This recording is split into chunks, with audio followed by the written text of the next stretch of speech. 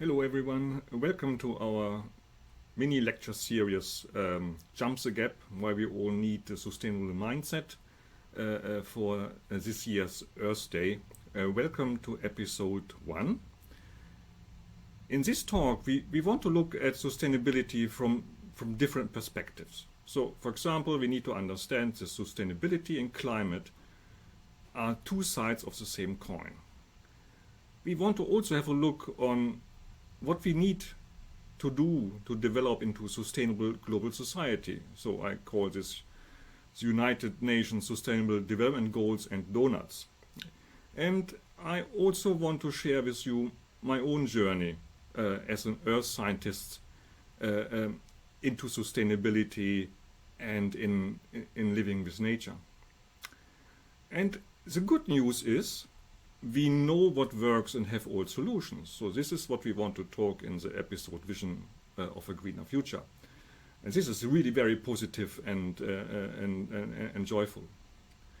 And we also want to have a look in our personal responsibility, in our personal life. Why do we all need to develop sustainability mindset? Why is this important? We talk about this in the section Mind the Gap. And we wrap up with what we can do as individuals and as community. We all must change and reconnect, and I phrase this under the topic act locally, think globally. So let's get started. Some brief introduction of myself. I'm Professor Jürgen Adam. I'm Professor in Structural Geology at Royal Holloway University of London. And I'm investigating tectonic deformation processes in the Earth's crust, the tectonic history of the Earth over the last couple of billion years. And in particular, we simulate tectonic deformation processes like mountain building or continental breakup in experiments in the laboratory, simulating deformation processes of the Earth's crust taking place in tens of millions of years within a couple of hours or days. So, I'm here at Royal Holloway University near Heathrow and Windsor Park, and as a natural scientist I really enjoy to be at Royal Holloway. Royal Holloway has a very, very green campus, and we have a Victorian woodland park with collections of trees and plants of all over the world, and it's just a magical place. Whenever I can I will visit this park every day to look around. In every season I see something new, and it gives me a lot of joy. And also my favorite place I can share with you is the Victoria Pond here, just below the Founders Building.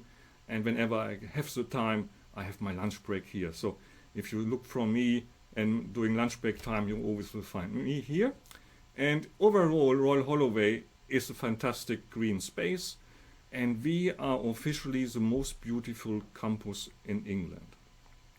Okay, so that's me and that's Royal Holloway. Let's get started. So in this story we have several episodes on different topics, and our first topic here is understanding our world. What do you see? It's a really important element that we are looking around intentionally and trying to observe what we see. And this is not always easy. For example, we see different landscapes, we see different images, and we automatically connect something with it because we are used to this. For example, here you see a picture of the Scottish Highlands. The typical picture, the typical landscape we see, rugged terrain and landscape, always green, treeless, and this is a typical image we see in the Scottish Highlands. And we have grown up with this, and we think this is familiar with us. But if you look closely, then you can see more. For example, let me see if I can activate my pen here. No, sorry, don't want to do this. Let's do this. So if you look here very closely, you see in this lake here a small island. And this island is a woodland. And this is the original ecological state of the highlands. It was a vast woodland before intervention of people. Yeah? So originally, in an ecological healthy state, this entire area would have been a fantastic woodland. And it would look something like this. So, need to get rid of this. Yeah? Here are some remnants of the ancient Scottish Highland woodland you can see here, with pine trees, with deciduous trees, absolutely wonderful landscape. So why has this changed? Because people over the centuries have deforested the area to create farmland, and nowadays vast stretches of land are big estates for grouse shooting and for deer stalking, and the deer are keeping all saplings at bay. Nothing can grow there beyond very sturdy grass. And this is really sad, because deer itself are a woodland species and they want to be in forests. Yeah? But it is the management of humans that are creating this landscape. And nowadays we would describe, as an ecologist, the Scottish Highlands as a wet desert. Yeah? Nothing sensible can grow there besides it's being a very humid climate. Okay. So here you just seen in this picture how you can change this. If you restrict areas by fencing from deers, the landscape immediately starts to regenerate. Yeah? You see different heathers growing, you see small trees coming up and developing very quickly. So this landscape can regenerate if humans provide the proper support to allow this. So, and this is what we need to do intentionally, and there are lots of activity going on all over the world where people intentionally try to support nature to regenerate. Here's another iconic image of the English countryside. You are used to this picture. We really feel at home looking at this picture, because this is, as we know, how it should be. But at the end of the day, this is a highly transformed landscape that is an agricultural landscape, and the agricultural practices are not sustainable. For example, here you see quite a lot of plowed fields. Early in the spring, the first growth is coming up. And these plowed fields are nothing you can find in nature. Nature always tries to cover all bare soil with plants as quickly as possible, because bare soil is being radiated by UV light from the sun, and it kills the microbes in the soil that are essential. You have lots of evaporation of water from the soil into the air, so you dry out the soil, and the dry soil can be blown away by wind, so you have soil erosion, or if you have heavy rains, the soil will be washed away. For an geologist, it is shocking to learn that bare fields have an erosion rate of 1 millimeter per year. So 1 millimeter of topsoil overall is removed by erosion in plowed fields. And this is double the rate of erosion, the highest erosion geology we see in the world. Yeah? It's double the erosion you see in Mount Everest. It is a very mountainous area. Okay, so again, we have to look carefully and we have to change our conceptions. Yeah? These fields are then really used for modern agriculture, industrial agriculture, and they are all monocultures, strongly maintained, and you need to use herbicides, fertilizers, pesticides, fungicides to keep them alive. So, now look at this image again. Yeah? Nice green fields, blue skies with puffy clouds, brilliant. Yeah? This looks like a healthy field for us, but probably it isn't. There is no monoculture anywhere in nature. Nature wants to have biodiversity, because diversity is creating resilience. So, look at this field. Yeah? This field really looks messy, yeah? But it's probably a healthy field, because you have very different trees and plants doing different jobs in the food web, supporting each other. The trees generate shade, they fix nitrogen into the soil for the plants, and the different plants here are companion plants that support each other by providing food for insects and generating energy in the soil. So now look at this. Yeah, these are dandelions, and we all know them. If you look around now in spring, you will see them everywhere.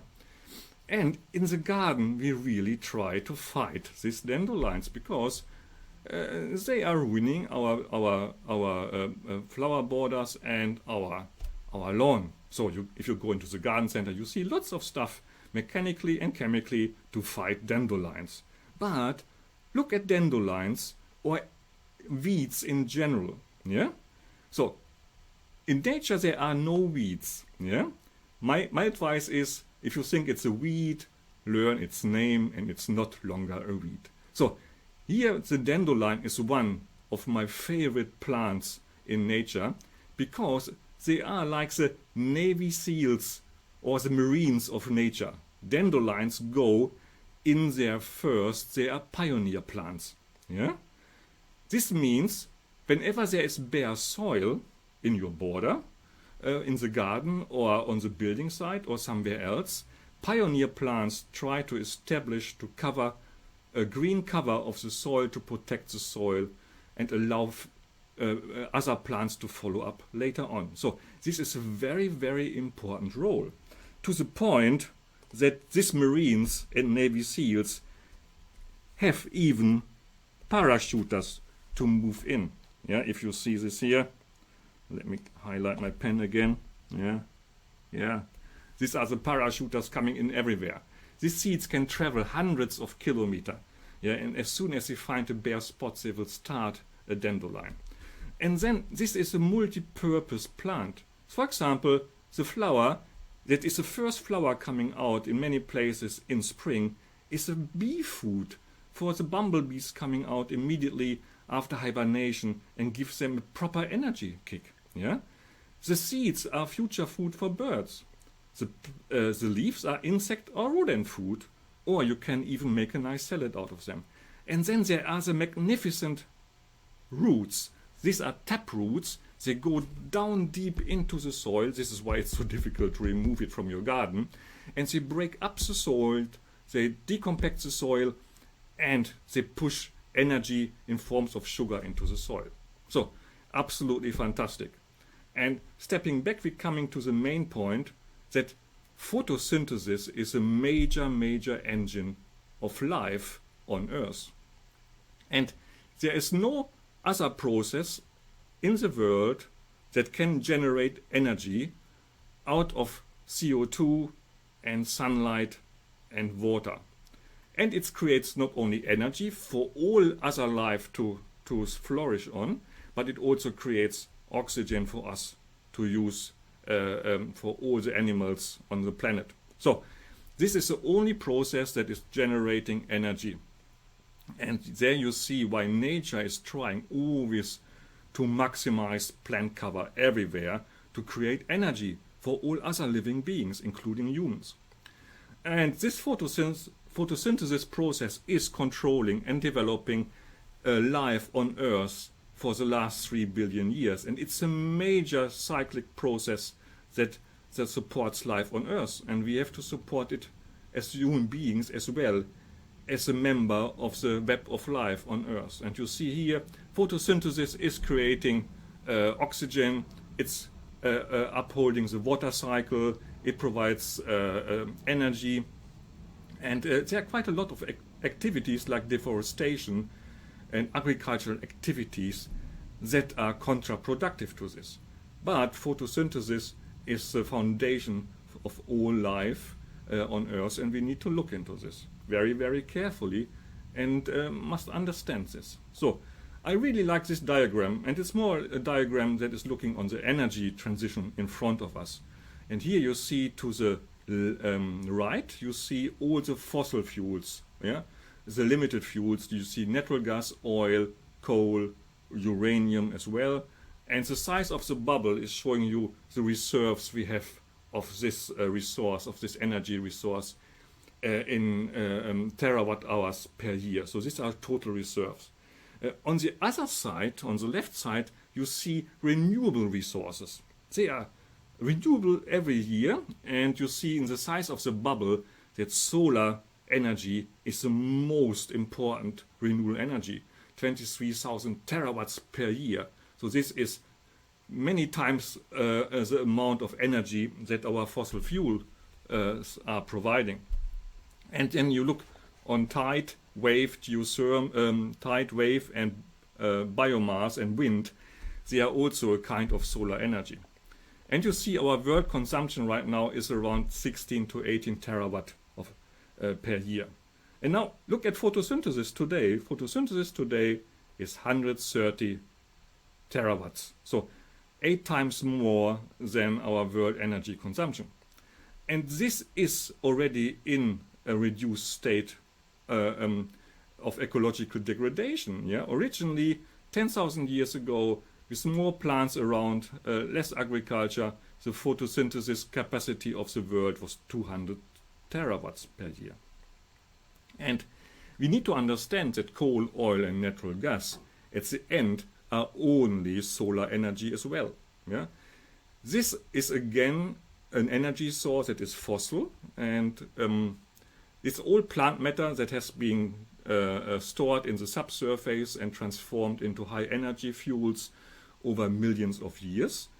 And we are digging it out, and we are reutilizing this concentrated solar energy today to fuel the global society's energy needs.